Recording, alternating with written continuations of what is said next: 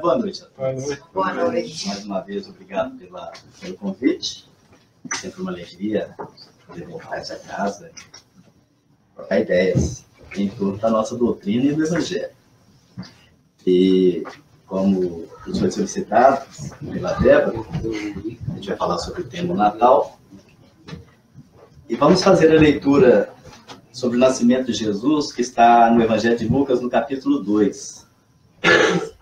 Foi tão singela a narração, a narrativa, e apesar de ter sido um evento tão grandioso, tão extraordinário, o maior de todos os eventos que possa ter acontecido no planeta, e com certeza insubstituível, que foi a vinda de Jesus, mas Lucas narra com muita simplicidade assim: o nascimento de Jesus. E aconteceu naqueles dias que saiu um decreto da parte de César Augusto para que todo mundo se alistasse. Este primeiro alistamento foi feito sendo Cireno presidente da Síria. E todos iam alistar-se, cada um à sua própria cidade. E subiu também José da Galileia para a cidade de Nazaré, a Judéia, a cidade de Davi, chamada Belém, porque era da casa da família de Davi, a fim de alistar-se com Maria, sua mulher, que estava grávida.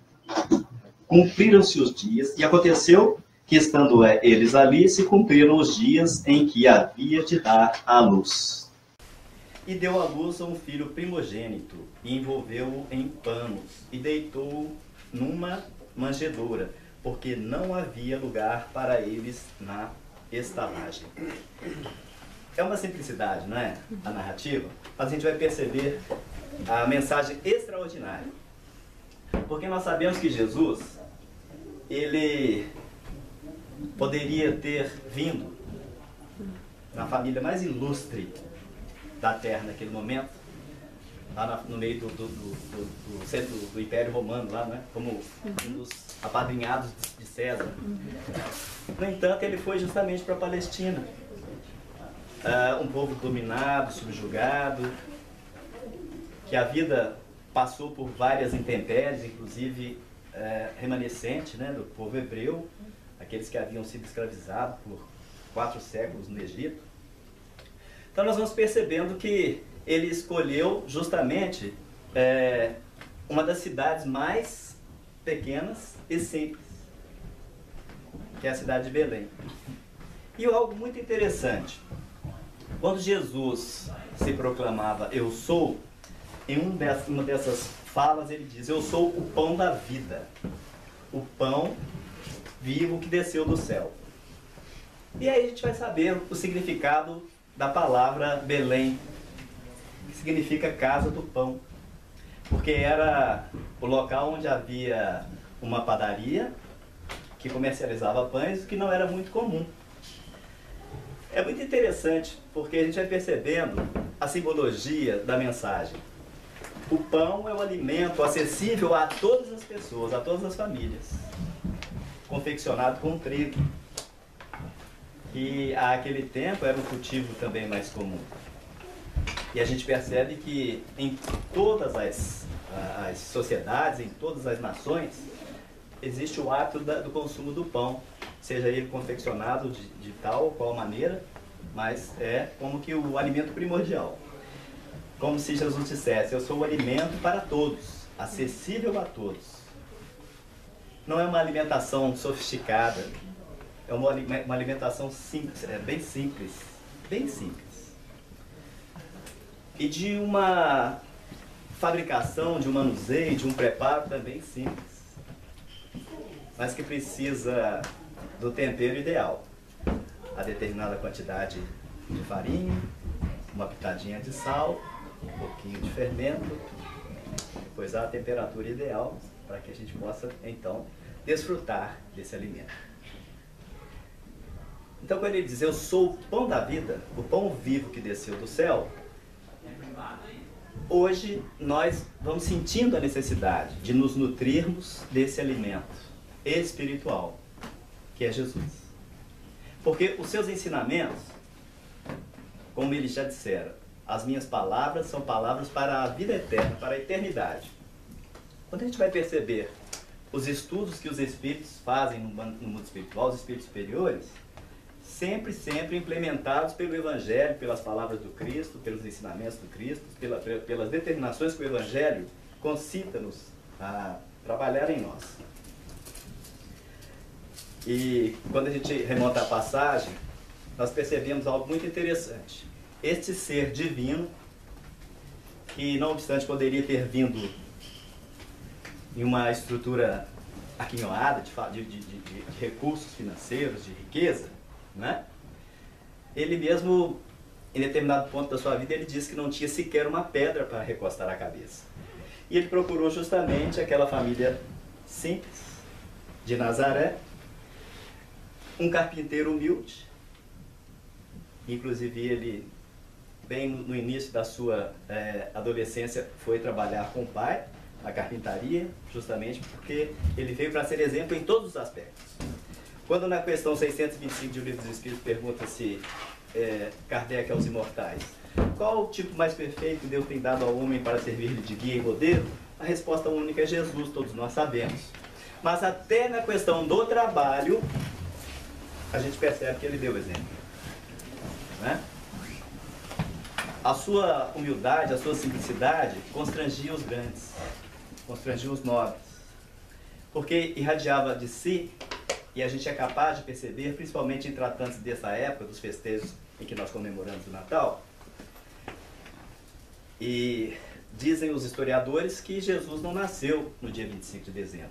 E quando a gente começa a fazer uma pesquisa no Evangelho, nós percebemos que é bem verdade. Porque, por exemplo, o advento começa com os pastores sendo anunciados que ele havia nascido. Em Mateus tem essa narrativa. Para que as ovelhas estivessem no pasto, no campo, teria que ser o período entre março e novembro.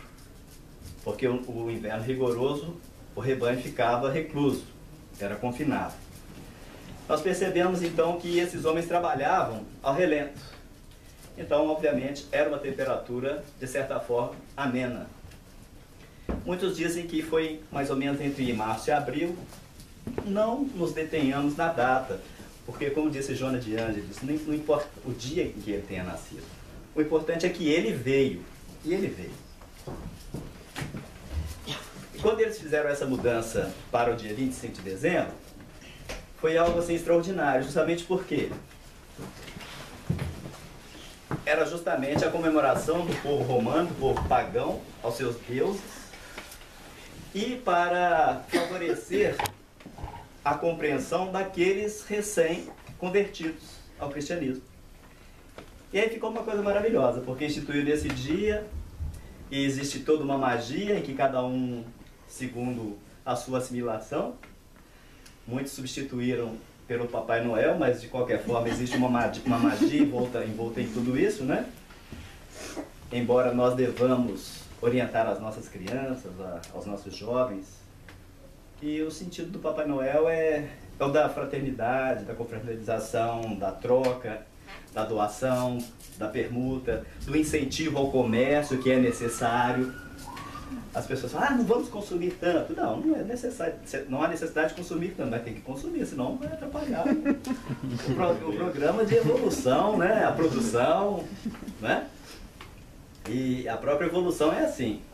Hoje você pega um telefone, uma tecnologia, mas o outro já está no mercado para ser liberado.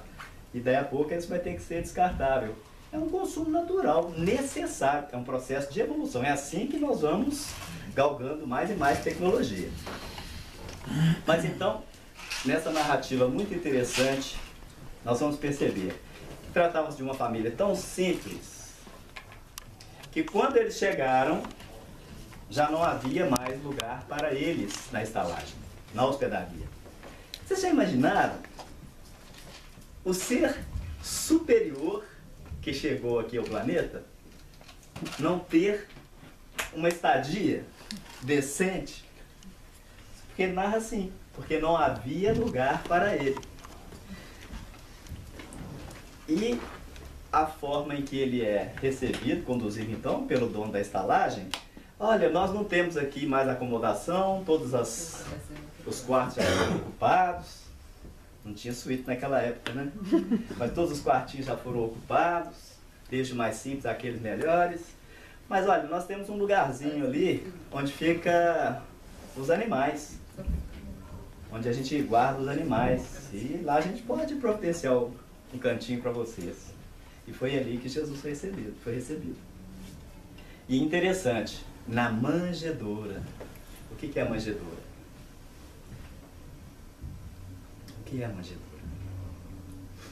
É aquele recipiente de tamanho pequeno ou grande, de conformidade com a quantidade de animais que vão ali alimentar, onde se dispõe o capinho, né, o feno ou o alimento que vai ser dado para esses animais. Mas no caso ali, eram, com certeza, é o coxo. É o coxo. Fizeram ali de improviso, forraram com feno e depositaram ali Jesus. Mas a simbologia é extraordinária, que o divino veio para alimentar, ainda que na animalidade do homem, os recursos de espiritualidade superior. Porque ele foi o pão da vida servido na manjedoura dos animais. E obviamente que cada um vai pegar o bocado de conformidade com a sua capacidade de compreensão.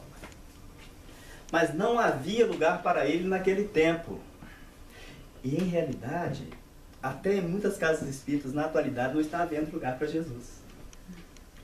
Porque existem tantas dificuldades em aspectos doutrinários que Jesus fica de fora.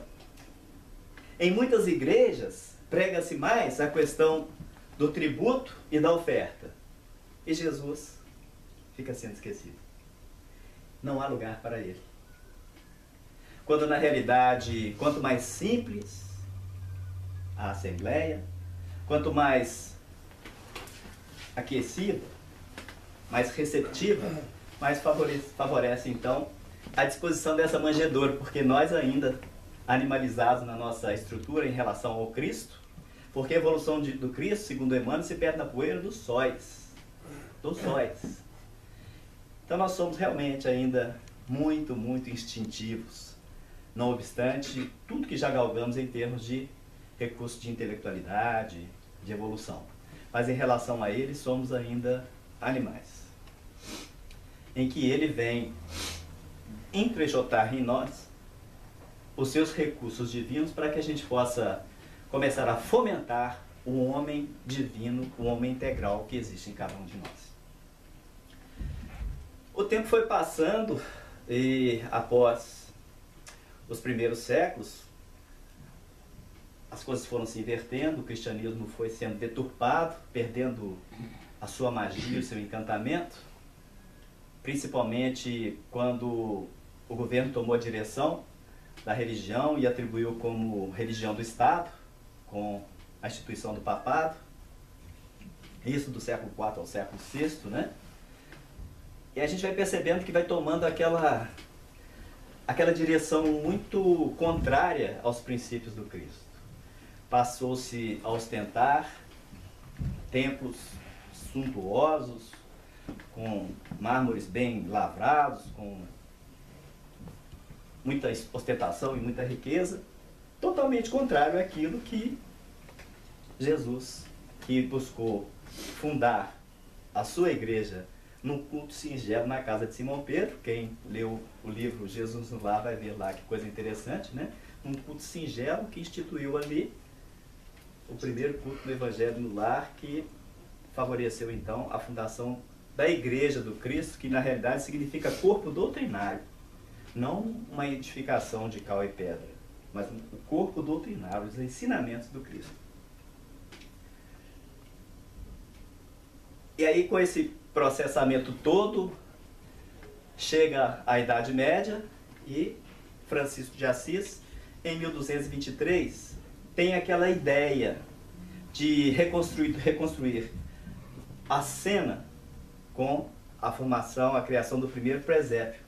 E então ele usou personagens ao tamanho natural, e foi algo extraordinário, porque a partir dali o presépio que nós temos até os dias atuais e que encanta a todas as pessoas. Não é verdade, gente? Não é algo mágico um presépio?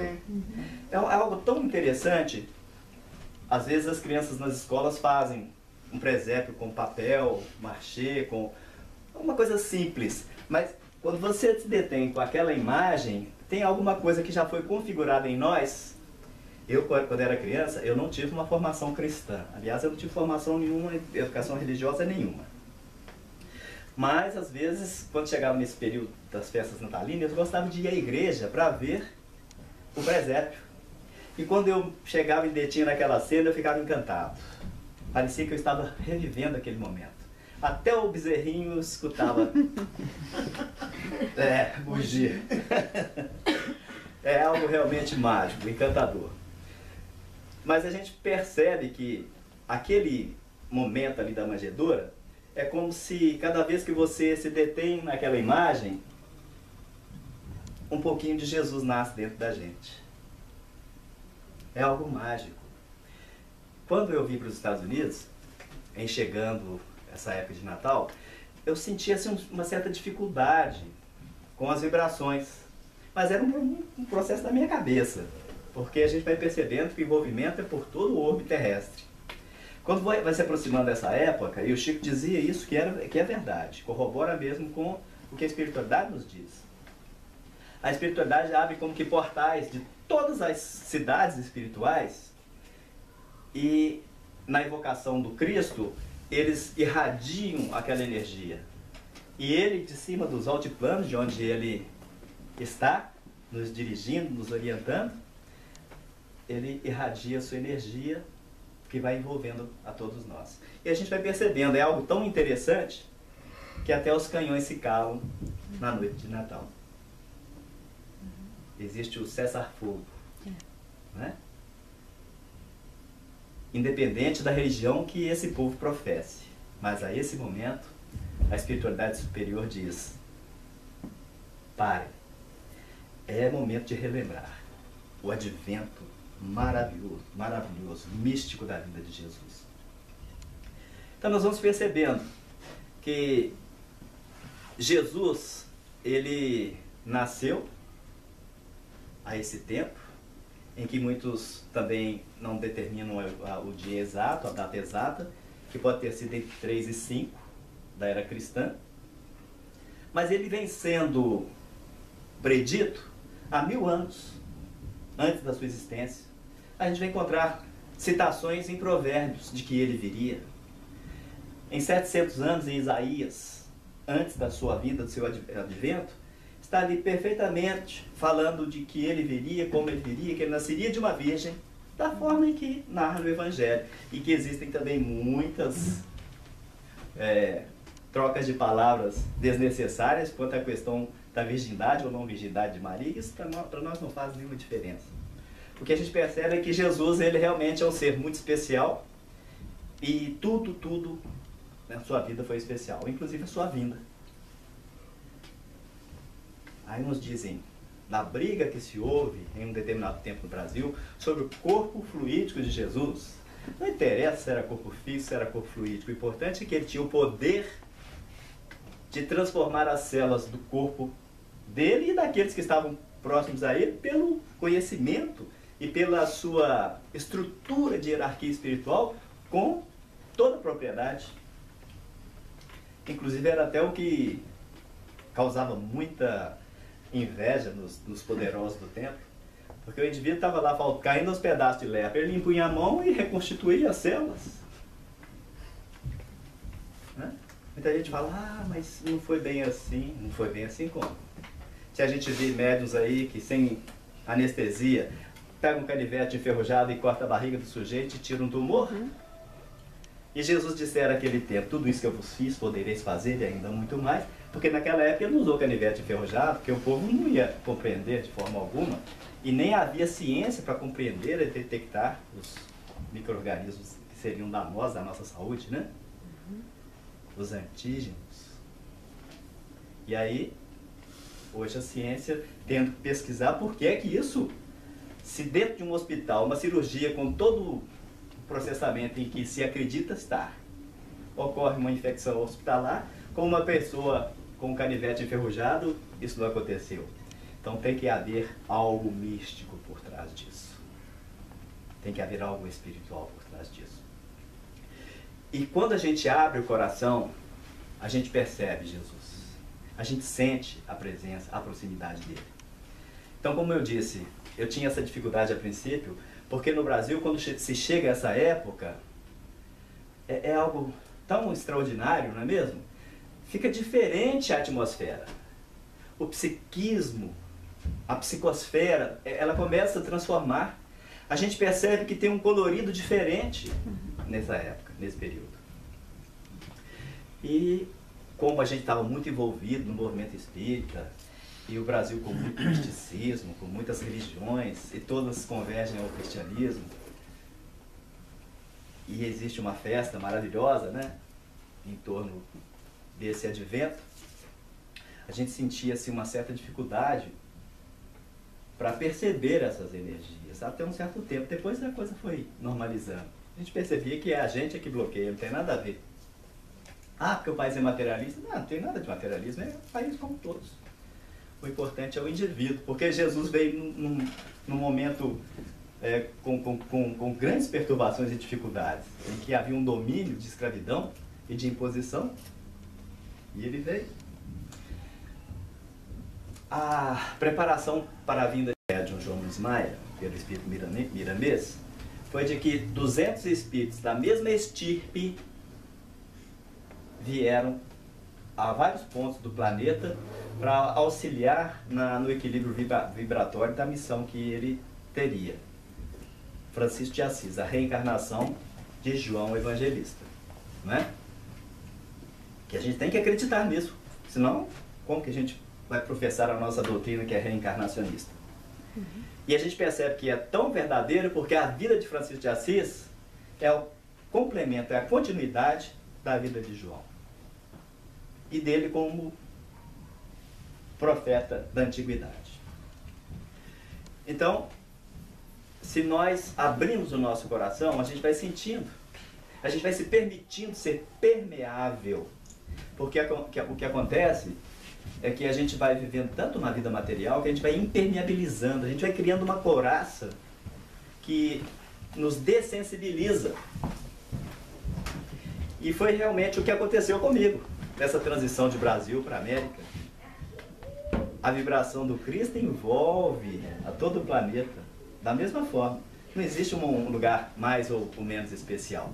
O que existem são pessoas que estão mais polarizadas, perceptíveis, acessíveis a essa vibração. E aí a gente percebe que no Brasil existe esta aceitação de Jesus como nenhuma outra parte do mundo. É a verdade. É o país onde existe o maior número de pessoas católicas, é o país onde existe o maior número de pessoas espíritas, é o país que converge todas as religiões e que ninguém sai dando tiro uns nos outros porque acredita nessa ou naquela religião, graças a Deus. Podem haver até alguma picuinha lá, com um ou com o outro, né? Mas a gente percebe que existe, de uma certa forma, um certo respeito, uma certa tolerância, que inclusive é primordial no nosso meio. Tolerância. A gente tem que ter tolerância. Porque a gente fala, nós nos amamos, basta pisar no pé, no calo, para ver que o amor se transforma em agressividade, né? Então a gente tem que se tolerar, para um dia a gente amar de verdade. É bem verdade que algumas pessoas a gente tem aquela afeição maior, aquele amor, como ela disse, sentiu o amor das meninas aqui para ela. Isso é verdade, não é? Mas a maioria de nós não. Então a gente tem que se tolerar. E a Casa Espírita, inclusive, é um local para isso, onde a gente vai... Às vezes a gente chega em determinado lugar, a pessoa... Fui para a cara daquele sujeito. E não foi mesmo, porque pode ser um desafeto do passado que surgiu ali na Casa Espírita para um reencontro, para que se reafinize, se reajuste, para que crie um laço de amizade. Porque o próprio Jesus dissera que aproveita que está no caminho e faz a amizade com aquele que você não tem, né, afinidades. Concilia-te com teu adversário enquanto estás de caminho com ele. E aí vai passando o tempo, aquela pessoa que era antipática já começa a ser acessível. Continua sendo antipática, mas você... Já está já está tolerando mais. Já está tolerando mais. E aí um dia, aquela pessoa, se ela falta, cadê o intolerável? Já faz falta. Não, graças a Deus não veio hoje. Não, mas às vezes fala, já faz falta, não é? A gente diz isso por experiência própria, né, Regina? Que faz falta. A gente diz isso por experiência própria, né, Regina? Por quê? Porque a gente já começa a sentir uma certa afinidade, um certo envolvimento, que um dia vai culminar no amor. Né? E a vinda de Jesus foi justamente para essa finalidade. Porque ele não veio pregar religião, no sentido em que o homem assimila. Ele veio trazer a religião, no sentido religação com Deus, do religário. Porque quando o homem ainda era instintivo, ele estava sob o determinismo divino. Ainda que ele fosse agressivo, animal, ele não tinha raciocínio, ele tinha que fazer o possível para manter a subsistência, a sua sobrevivência. Então, na época das cavernas lá, se um mais fraco um dia reagisse, pegasse da capa e matasse o outro com uma paulada na cabeça, a espiritualidade superior aplaudia, porque reagiu, fazia parte naquele momento. Mas a partir do momento em que o espírito começa com a racionalidade, quando ele começa com a compreensão, aí ele vai entrando no campo da civilidade e essas coisas já não podem mais acontecer. Mas o que aconteceu nesse processo de evolução? A intelectualização implementada, recursos tecnológicos, o homem não usa mais o pedaço de osso para bater na cabeça do outro, mas ele usa um instrumento extremamente tecnológico para aniquilar a vida do outro, com um projétil, com uma arma automática. Não é mesmo? Ou coisa pior, a língua. Essa aí tem Tem um capítulo na Epístola de Tiago que fala sobre algo tão flexível que às vezes a gente morde, sangra, dói e dá afta, né? Porque não, porque às vezes é o veneno que faz aquela afta. Mas é uma coisa poderosa, que pode destruir a vida de muitas pessoas. Pode provocar guerras, provocar crimes, simplesmente por uma fala inadequada. Então o Tiago fala que a gente tem que controlar bem a nossa língua. Mas, retomando o nosso tema, Jesus, ele está nascendo a cada instante, a cada momento, a cada minuto em que uma pessoa atua no bem. Cada ato de amor, cada ato de caridade, cada ato de bondade, cada ato de compreensão é Jesus nascendo. E Jesus nasce para cada um em momentos muito especiais. Inclusive, Jesus pode até renascer, porque às vezes a gente deixa Jesus morrer dentro de nós, ou simplesmente não deixa ele crescer. Na narração, vai dizer ali que o menino estava envolto em panos, em faixas, em ligas. E muitas vezes é isso, a gente tem somente aquela ideia do menino Jesus, não daquele ser adulto, com uma maturidade muito superior a todos os anciãos que já passaram pela Terra, com a capacidade de nos orientar, de nos guiar, de trazer aquelas considerações que são realmente necessárias à nossa reflexão. É algo realmente extraordinário a gente perceber no Evangelho, por exemplo, o próprio Simão Pedro, que fora discípulo de Jesus, que acompanhou Jesus na sua trajetória, que abriu o seu lar para o primeiro culto cristão no lar, que inclusive fez muitas curas pelo poder que Jesus lhe otorgou, como outros discípulos fizeram, mas ele negou Jesus. Ele tinha um amor muito grande por Jesus, mas ele era extremamente naquele alto e baixo, né? Quando Jesus fala da sua partida daquela forma violenta, ele fala: de forma alguma, Senhor, isso não vai acontecer com o Senhor. Ele, que tinha ainda há pouco tempo sido considerado aquele que falava pela voz de Deus, né? Quando eles perguntaram assim, como Jesus pergunta assim, quem dizem os homens ser o filho do homem? Uns falam João Batista, outro Elias, outro um dos profetas, mas e vós? Quem dizeis que eu sou? Aí Simão Pedro, tomando a palavra, fala, sois o Cristo, filho de Deus vivo. Aí Jesus, Simão, bem-aventurado és tu, porque o que falas não vem de ti, mas do alto, né? Era uma influência totalmente espiritual, da espiritualidade superior. E aí logo depois Jesus vai falar da sua passagem, como aconteceria. Não, Senhor, isso não vai acontecer com o Senhor de forma alguma. Jesus fala assim, aparta de mim, Satanás. Ele ficou muito ressentido. Meu Deus, Jesus me chamou de Satanás. Eu estou aqui defendendo, falando para ele que não vai acontecer. Mas Jesus diz, vai acontecer. Eu estou te dizendo, meu filho, que vai acontecer dessa forma. E Jesus não se contradizeu de forma alguma em um dos momentos. Ele ficou muito ressentido, não é? E aí depois ele vai, Jesus dizendo, chega o momento em que Jesus vai ser preso, ele nega, ele foge. E quando ele é reconhecido, ele nega Jesus por 3 vezes. Jesus falara, né? Antes que o galo cante, por 3 vezes me negará. De forma alguma, Senhor, eu não vou fazer isso não. Daí a pouco, o galo canta, ele já havia negado por 3 vezes. Que coisa interessante.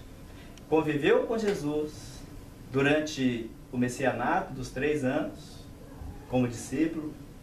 Mas Jesus nasceu para ele definitivamente quando Jesus apareceu na ressurreição. Em que chegando a ele diz assim, Simão, filho de Jonas, tu me amas? Senhor, eu te amo. Apacenta os meus cordeiros. Cordeirinho, né? A ovelhinha pequenininha. Depois, por 2ª vez, Jesus fala, Simão, filho de Jonas, tu me amas? Senhor, eu te amo. Apacenta os meus cordeiros. Simão, tu me amas? Senhor, tu sabes tudo. Aí ele lembrou, tu sabias até que eu havia de te negar por 3 vezes, e agora está confirmando o meu amor por 3 vezes. Tu sabes tudo, Senhor, tu sabes que eu te amo. Aí Jesus fala, agora ele nasceu, ele amadureceu. Aí Jesus fala, apacenta as minhas ovelhas. O alimento da ovelha, em comparando com o dos homens, é mais nutriente, mais nutritivo. Não é mais o leite do bebê e da ovelhinha. É o alimento sólido. O alimento que constitui uma digestão mais elaborada, não é verdade? E para Paulo, que foi um dos perseguidores da Igreja do Caminho, que quando ouvia falar o nome de Jesus, ele se irritava de maneira tal, ele sentia um ódio, que como ele não podia perseguir Jesus em pessoa, ele perseguia os seus seguidores. Inclusive muitos foram mortos com o consentimento dele. Inclusive o próprio Estevão, que foi o mártir, né? Dentre os discípulos. Aliás, o primeiro foi Tiago, depois foi Estevão. Foi apedrejado, inclusive com o consentimento de Paulo. Mas Jesus nasceu para Paulo a caminho de Damasco. Quando Jesus apareceu para ele dizendo, Saulo, Saulo, seu nome era Saulo, pequeno, em grego, que depois foi Paulo, pequeno, em romano, na língua do romano da época, né? Então, ele inclusive dissera que mudou a primeira letra do nome apenas, para não perder o Saulo de vista. E porque ele também tinha que ser pequeno, porque ele entendia a fala de João Batista, é preciso que ele cresça e eu diminua. A questão do nascimento de Jesus é essa, é a gente ser humilde. A gente vai se tornando humilde e ele vai nascendo e crescendo e robustecendo dentro de nós. Quando a gente quer ser maior que ele, não dá certo, porque nós não temos evolução, nós não temos estrutura para isso. Nós não temos conhecimento, nós não temos poder para isso. Jesus disse, eu sou o caminho, a verdade e a vida, e ninguém vem, porque ele é caminho mesmo. Eu não falo ninguém vai, passa por lá, não, passa por mim. Independente da religião. Porque todos os que pregam o Deus único que nós acreditamos, de uma certa forma, são orientados por Jesus. Buda foi discípulo de Jesus, preparado no mundo espiritual para isso. Confúcio, Lao Tse, todos, Krishna, todos eles foram preparados pelo Cristo. Eu sou, como ele afirma em João, o Alfa e o Ômega, o princípio e o fim. Inclusive, tudo isso a gente vai percebendo da sua preparação nos profetas da antiguidade. E a doutrina espírita corrobora com isso. E hoje a gente é capaz de comemorar o Natal com mais propriedade, com mais gratidão, porque a gente vai percebendo que esse ser sublime que chegou à Terra, ele veio para nos libertar através do conhecimento. Ele não veio para fazer uma mágica, como muitos acreditavam, né? O próprio Judas, aquele que o traiu, ele acreditava que Jesus fosse fazer algo miraculoso, algo excepcional, no momento em que eles fossem prendê-lo, porque ele vira Jesus fazer tanta coisa maravilhosa e extraordinária. Então, provavelmente, naquele momento, eles iriam realmente acreditar que Jesus era o Messias. Porque ele tinha uma ideia, era um dos mais inteligentes do grupo, inclusive era o único judeu proveniente da Judéia, os outros eram todos nazarenos, galileus. Judas era o único que é realmente excluído do grupo, era o único judeu. Mas ele acreditava, de uma certa forma, que aconteceria dessa forma, então Jesus seria colocado num trono, entronizado como Messias, e ele poderia ser o agente articulador da política.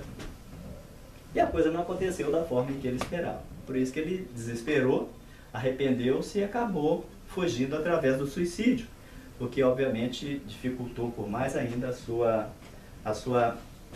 sua vida, né? Mas ele posteriormente vai fazer todo o seu resgate, trabalhando muito pela obra, pela difusão, e obviamente sendo a sua última reencarnação como Joana d'Arc. Isso nós temos nos relatos espíritas. Porque a reencarnação é uma bênção, é uma oportunidade extraordinária, maravilhosa, que todos nós temos de redimir daquelas nossas dificuldades diante de pessoas, diante da sociedade e principalmente diante de nós mesmos. A reencarnação é a oportunidade que nós temos de nascer, renascendo. É o Natal de cada um de nós para um dia transmutar no Natal do homem integral que haveremos de ser. Porque quando Jesus diz, tudo isso que eu vos fiz podereis fazer ainda muito mais, é porque ele acredita e tem a certeza, porque vem nos acompanhando desde os primórdios da nossa criação, em que Deus nos depositou nas mãos dele como princípio inteligente. Porque se o nosso planeta tem essa idade de 4,5 bilhões de anos, e ele diz que desde o princípio eu sou, e a gente vê lá na criação em Gênesis, quando a voz do Senhor fala assim, Fiat Lux, faça-se a luz, e aí vão havendo todo aquele processamento da formação da terra, dos céus, da criação das florestas, dos pássaros. Bom, então a gente vai percebendo que ele está presente, o Cristo Jesus. E a gente tem a certeza, com a doutrina espírita, que ele é realmente o organizador, ele é o engenheiro celeste responsável pelo planeta Terra. A esse tempo ele já era Cristo. E aí ele vem bem tempo depois, que nem era necessário, gente. Ele poderia ter mandado emissários ao longo dos tempos, mas a sua grandeza de amor é tão intensa que ele vem para dar exemplo. E ele só pode ser modelo e guia dessa forma, porque se ele estivesse no mundo espiritual, ele seria guia. Mas como ele vestiu a carne, o Verbo era o guia.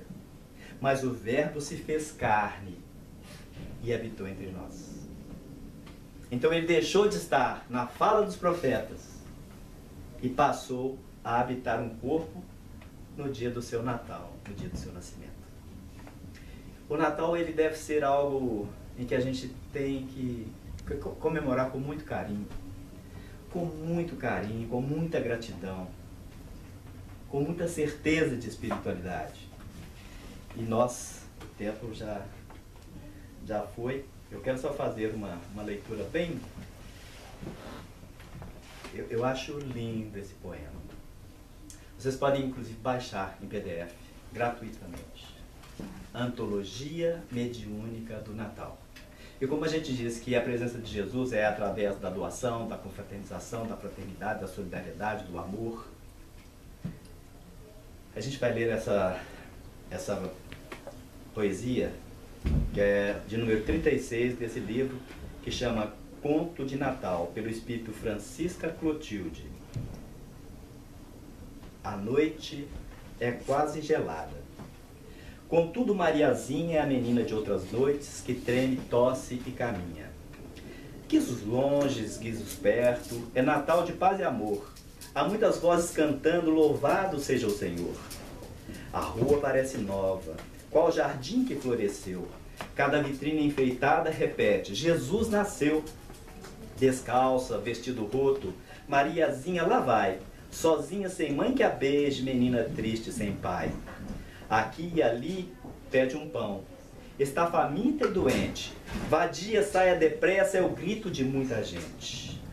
Menina ladra, outros dizem, fuja daqui, pata feia, toda criança perdida deve dormir na cadeia. Mariazinha tem fome e chora sentindo batida, fatigada, depois de percurso enorme, estira-se na calçada, tenta o sono, mas não dorme. Nisso um moço, calmo e belo, surge e fala doce e brando, Mariazinha, você está dormindo ou pensando?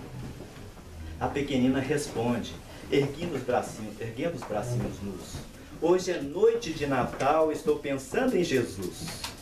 Não recorda mais alguém?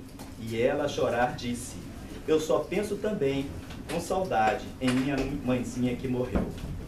Se Jesus aparecesse, o que é que você queria? Queria que ele me desse um bolo de padaria. Depois de comer então, ela, a pobre, sorriu contente. Queria um par de sapatos e uma blusa grande e quente. Depois queria uma casa, assim como todos têm. Depois de tudo eu queria uma boneca também.